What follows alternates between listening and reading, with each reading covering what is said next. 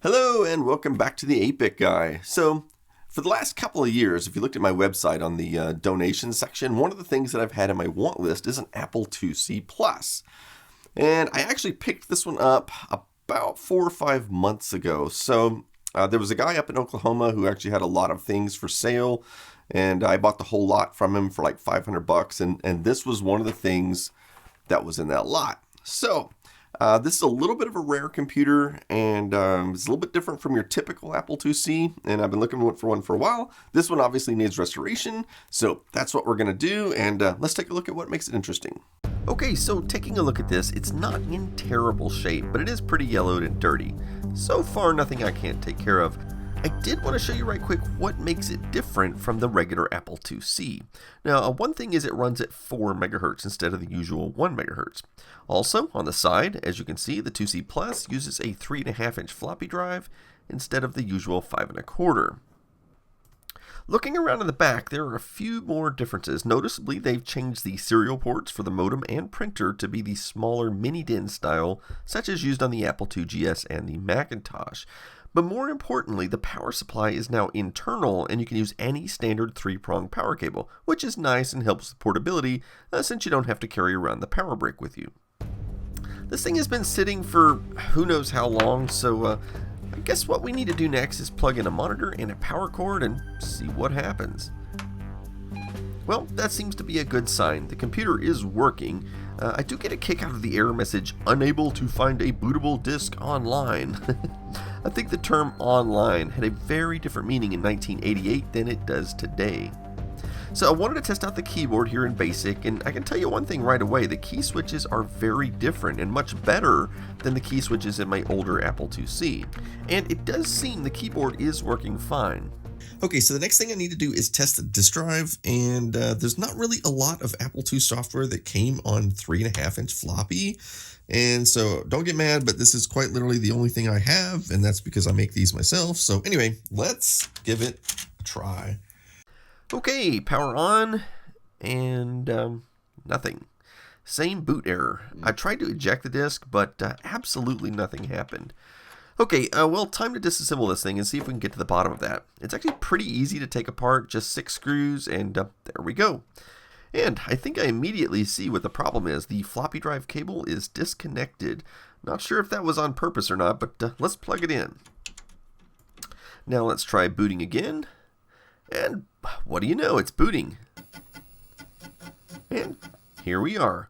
Now, one thing I noticed right away is that everything is moving too fast, and that's because this machine defaults to booting to 4 MHz mode, and Apple doesn't include any internal hardware timers on these machines, so all delays are done by counting CPU cycles. For example, this robot should not be pacing back and forth this quickly. But before I show you how to fix that, I want to show you another weird problem this thing has. Now, quite often when power cycling it, the screen comes up to garbage, and I actually thought there was something wrong with it until I watched one of Adrian Black's videos where he explained this phenomenon. And apparently some Apple II RAM chips are different and have a longer persistence. And so if you don't leave the machine off for long enough, then this happens. Now, one way around this is to hold down the Open Apple key, which tells the kernel to perform a cold boot no matter what. And as you can see, that will solve that. But if you want to boot to 1 MHz mode, you can hold down the escape key as well, which will force the computer into compatibility mode. And this is very handy when running the vast majority of Apple II games, so that it runs at the correct speed. And as you can see, the robot is moving at the correct speed now. However, I noticed when I tried to eject the disk, there was a problem. Do you hear that? The motor is just spinning free, but nothing is happening. I can, however, eject the disk manually since the case is open. So the floppy drive in this thing is basically the same mechanism you find in the original Macintoshes and the Apple IIgs and so on. And they are notorious for this same type of breakdown. Now, what they've done here is they've created a cage that encloses the drive and makes it fit in the same space as the older 5.25-inch drive, probably so they needed to do less redesign to the computer to accommodate the smaller drive. I'm going to go ahead and do a complete overhaul on this drive, and I learned how to do this by watching one of Adrian Black's detailed videos on this topic. I'm not going to go into that sort of detail here, but you'll get the gist of what I'm doing. This is the the motorized eject mechanism. I'm going to remove it for the moment, but we'll come back to this shortly.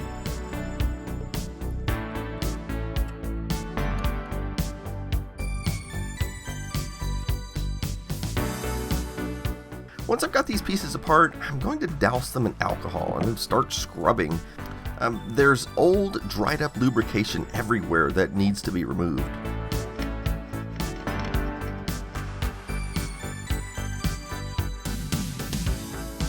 Also, I'll clean the heads with alcohol. And now I'll relubricate the drive rails.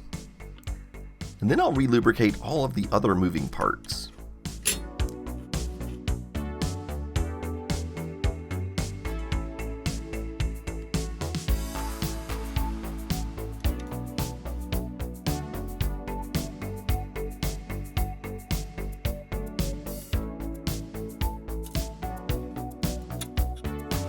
Okay, let's test the loading mechanism.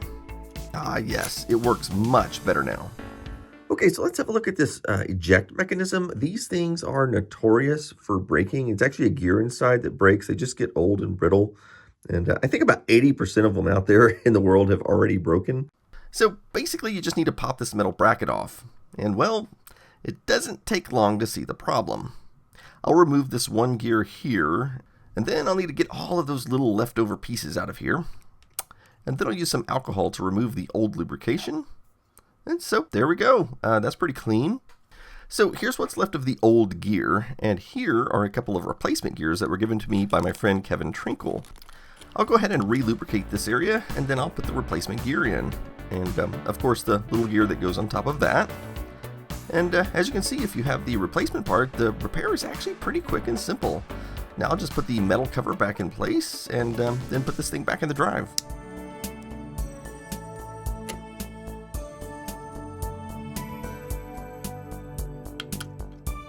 Of course, to test it, I'll need to put it back in the computer and let's give it a try. And how do you like that? It works perfectly now. So yeah, I think the drive is working like new at this point. I'll go ahead and reassemble the little cage that goes around it, and then I'll put it off to the side because what we need to do now is start taking the rest of the computer apart for retrowriting.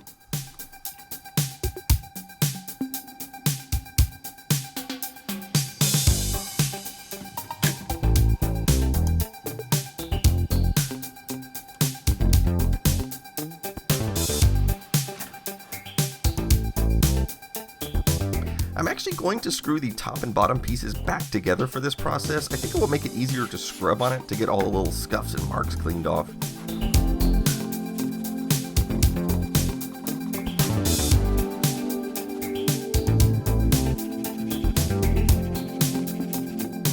And since it's in the middle of summer here in Texas, I'll just use sunlight for the retrowrite process. I'm going to use this bag of rocks to help hold this down into the water. It's already afternoon at this point, so I'm only going to get a few hours in today.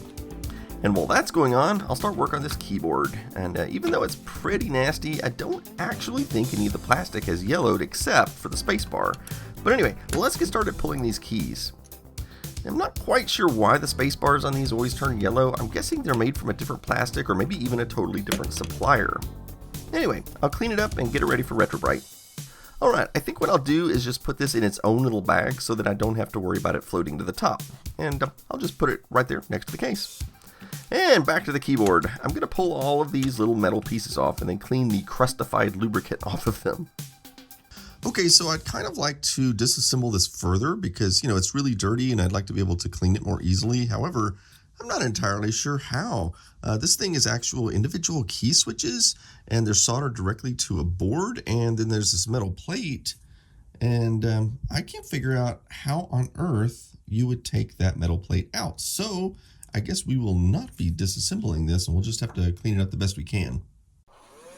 So I guess I'll just go to town on this thing with a brush and a vacuum. I think that worked decently well. There's some sticky stuff between some of these keys. It looks like maybe a drink was spilled in there a long time ago. So I'll work that with a toothbrush, and I think that's about as good as it's going to get. And now I'll begin the laborious process of cleaning all of these keys by hand. This usually takes an hour or two. Here's a comparison of the two shift keys so you can see what a difference it makes. Now I'll add some lithium grease back to these metal pieces and snap them back where they go. I usually like to install all of the large keys that use these metal latch things first, since it is easier to deal with them with the rest of the keys off. The spacebar isn't done yet, but I'll go ahead and reattach all of the keys.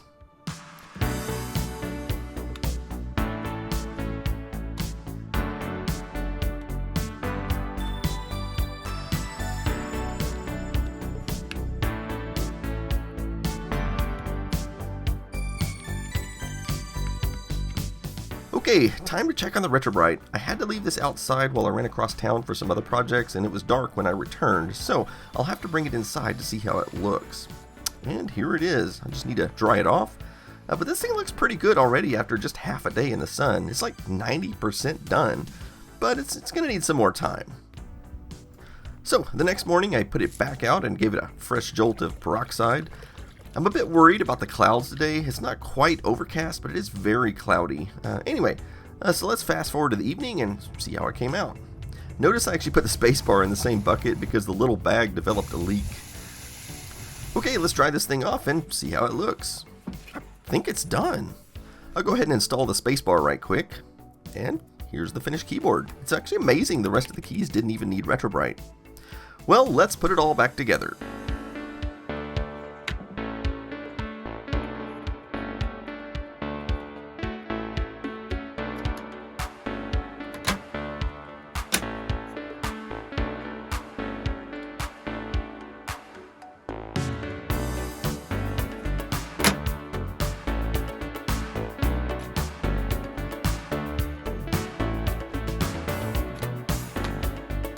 Okay, so before I put the case back together, I wanted to do a test, and I ran into a bit of a weird issue. The keyboard did not appear to be working. Everything I typed came out as garbage, and I was afraid I'd mess something up. But after a bit of research, I realized there was this button, and as you can see labeled on the case here, it says keyboard. So I toggled that switch, and sure enough, everything is fine now. Apparently this changes the layout of the keyboard to Dvorak layout instead of QWERTY. I mean, who would have thought? One minor issue, apparently I forgot to throw the volume slider in with the Retrobrite, so it's still a bit yellowed, but I'm not going to worry too much about it. Okay, so let's put the top cover back on. Man, that is sharp looking. For dramatic effect, let's review how it looked before, and of course how it looks now. You know, the 2C Plus actually has a different color scheme for the keyboard than the regular 2C, so it looks extra white. But this should be exactly how it looked from the factory. I hooked up the color television so I could see how that looks and played a little pesky robot, since to be fair, that is about the only thing I can play without attaching an external 5¼ inch floppy drive.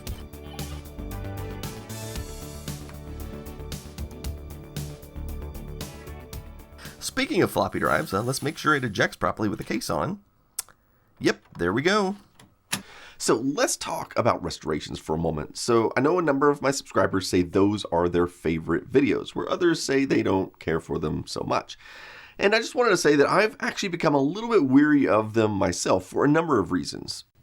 For one thing, it feels like they've become just a little bit repetitive. I mean, like, how many times do you want to see me restore a particular computer?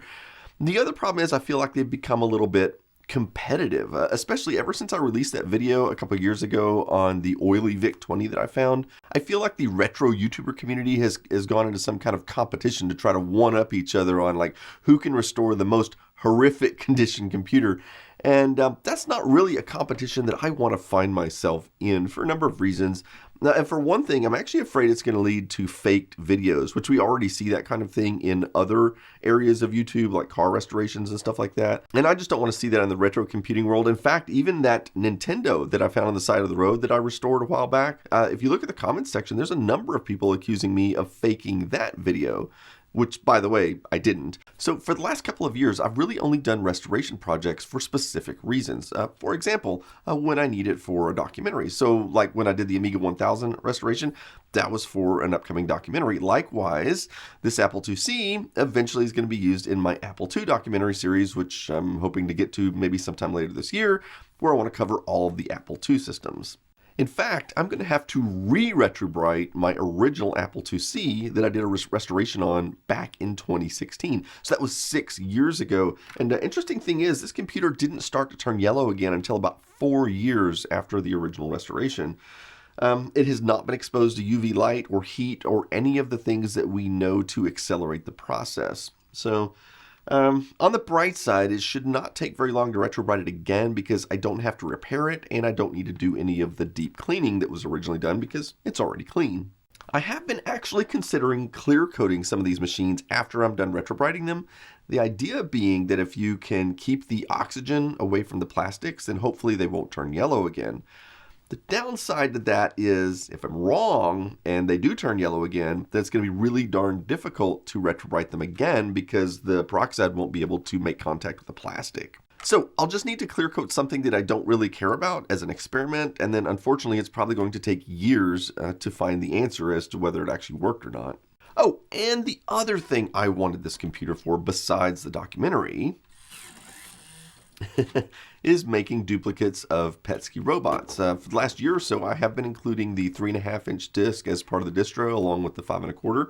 And I've been using an Apple IIgs to duplicate these, which is kind of a pain to dig out because I've got to dig out an external keyboard, an external floppy drive, and all that kind of stuff. And this machine's kind of all in one. It's going to be real easy to dig this out when I need to make an extra bundle of these discs. So that's the other thing I wanted it for. But that's it for this episode. So as always, thanks for watching.